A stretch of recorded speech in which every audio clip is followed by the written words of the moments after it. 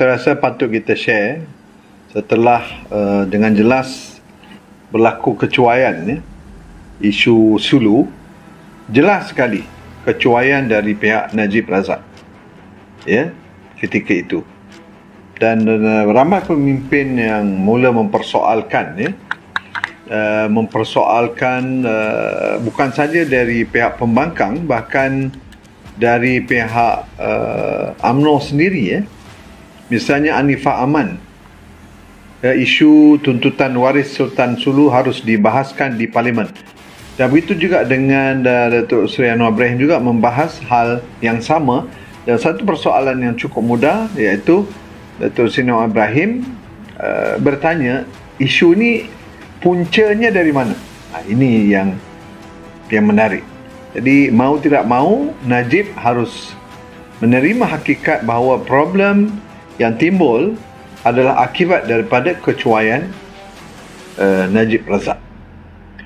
Yang kedua, pada malam ini saya rasa itu kita akan lihat nanti, walaupun banyak statement-statement ini, saya rasa menarik juga menarik, iaitu kerana bekas Menteri Luar Datuk Seri Anifah Aman berkata usul yang dikemukakan Ahli Parlimen Kota Belud Isna Raisah Munirah majlis itu perlu dibenarkan. Usul sepatutnya dibenarkan. Menerusi satu kenyataan pada Khamis, Anifah turut menyanggah kenyataan Speaker Dewan Rakyat, yakni Tan Sri Azhar Azizan Harun, yang berkata adalah tidak wajar mendedahkan strategi negara dalam menangani isu ini. Jadi Anifah Aman sendiri, bekas Menteri Luar, juga menyanggah Speaker Dewan Rakyat. Ini kerana ujarnya usul tetap perlu dibahaskan bagi membolehkan rakyat Malaysia, khususnya rakyat Sabah, tahu mengenai status negara mengenai isu tersebut.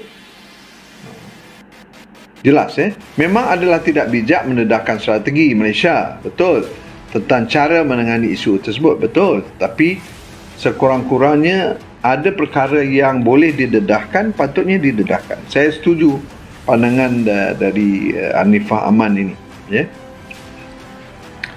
Anifah, yang juga Presiden Parti Cina Sabah itu, berkata adalah menjadi hak setiap ahli parlimen untuk membahaskan isu ini kerana mereka mewakili suara rakyat. Ahli parlimen mewakili suara rakyat. Ahli parlimen khususnya dari Sabah ingin membahaskan isu ini kerana ia adalah sesuatu yang membimbangkan rakyat negeri itu dan adalah menjadi hak mereka membangkitkannya di Parlimen. Jadi Anifah Aman sendiri sebagai bekas Menteri Luar juga mula mempersoalkan kenapa Speaker tidak benarkan usul ini dibahas. Jadi ahli parlimen khususnya dari Sabah, betul, saya difahamkan usul ini telah dikemukakan semula kepada pejabat Speaker dan berharap Speaker akan membenarkan isu ini dibahaskan. Apa gunanya mengamalkan sistem demokrasi jika persoalan asas berkaitan kedaulatan tidak boleh dibahaskan? Ini sama juga senada dengan Datuk Seri Anwar Ibrahim juga membahaskan yang sama. Tambahnya, rampasan anak syarikat Petronas di Azerbaijan oleh waris Sultan Sulu adalah soal kepentingan negara, manakala tuntutan mereka ke atas Sabah adalah melibatkan soal keselamatan rakyat Sabah. Terima kasih kepada mantan Menteri Luar Malaysia, Anifah Aman. Tuan-tuan, pada malam ini saya sedikit saya mengajak tuan berfikir bagaimana suatu keadaan yang saya rasa amat membimbangkan, iaitu apabila berlakunya pergeseran pula sekarang ini, hubungan yang tidak harmonis lagi antara Malaysia dan Indonesia. Belum selesai masalah isu Sulu, tapi dah timbul pula isu baru, iaitu isu berkenaan dengan hubungan Malaysia dan Indonesia. Mari kita lihat apa punca ni. Apa puncanya ni? Kalau kita ini secara ringkas lah ya. Antara puncanya ialah Indonesia dan Malaysia sejak dahulu menjadi itu memanglah rival. Tidak hanya di dunia sepak bola, tapi juga di dunia politik dan ekonomi.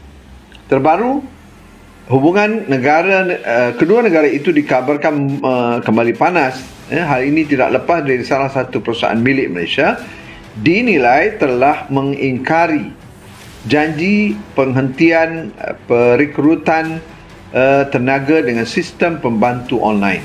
Ini pun satu masalah. Jadi padahal kedua negara sebelumnya telah melakukan penandatanganan kerjasama yang ditandatangani Presiden Joko Widodo dan Perdana Menteri Malaysia, iaitu Ismail Sabri, belum lama ini. Jadi antara sebabnya. Kemudian tambah pula dengan satu lagi kejadian. Saya telah meminta, di sini saya rujuk juga dari Kompas. Perdana Menteri Malaysia Datuk Seri Ismail Sabri Yaakob mengungkapkan bahawa pihaknya ingin perselisihan mengenai perekrutan pekerja migran dengan Indonesia segera dibereskan. Yaakob khawatir, Ismail Sabri Yaakob, dia panggil Yaakob PM kita lah, perselihan yang berlarut-larut dapat mempengaruhi hubungan Malaysia-Indonesia. Yaakob mengakui telah menginstruksikan Menteri Sumber Daya Manusia Saravanan Marugan untuk menyelesaikan masalah ini dengan Jakarta. Saya telah meminta Menteri Sumber Daya Manusia Malaysia Saravanan untuk segera menyelesaikan masalah ini. Saya tidak mahu masalah ini berlarut-larut kerana saya khawatir boleh mempengaruhi hubungan kita dengan Indonesia. Sebelumnya, Indonesia mengumumkan telah membekukan sementara pengiriman tenaga kerja Indonesia TKI ke Malaysia pada Rabu 13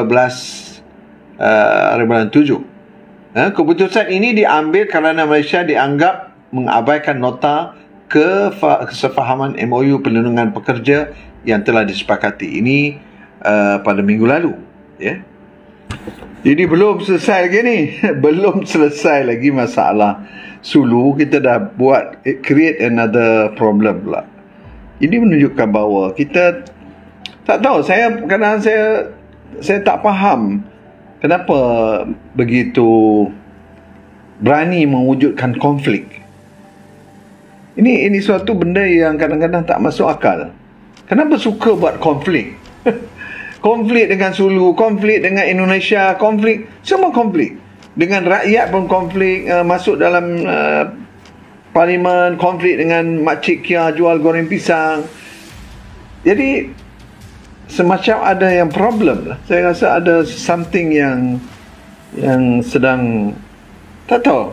Saya tengok dalam internet, dalam terlalu banyak konflik, terlalu banyak masalah yang disebabkan oleh